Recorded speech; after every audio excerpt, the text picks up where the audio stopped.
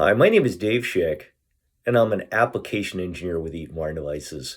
And we're putting together a series of videos to help you sell Eaton Wiring Devices versus the competition that's out in the marketplace. So the first one we wanted to do is we wanted to talk about pin and sleeve, basically IP44 versus IP69K and how it's a more secure connection.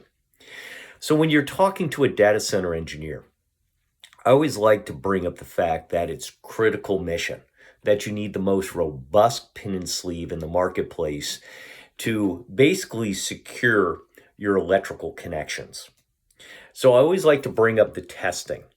What's the testing for IP69K? So basically, you get a connector, you get a plug, you mate them together, you wire them up, they go into a spray booth. The test is 1400 PSI at 75 C for 5 minutes in a spray booth. If it doesn't leak, you get the rating. We were the first ones to have the rating since 2016, so it was an industry first for us. Next, I like to talk about critical mission, and I like to bring up the fact that the RPP units and the servers give off a tremendous amount of heat. How do you cool that? Well, basically, it's an HVAC system. And the protocol for data centers is keeping the humidity level between 40 and 60%. When you get to 70%, what's going to happen is that's going to form condensation. And in my territory in the Northeast, I have seen a university where condensation has formed on lines and has actually dripped into the connection that's IP44 and has actually blown up the connection. So that's really, really important to point that out to an engineer. When you look at our product, you're going to see that we have nickel-plated pins. Why is that important? Well, the reason we have nickel-plated pins, both male and female, I believe you can see those there.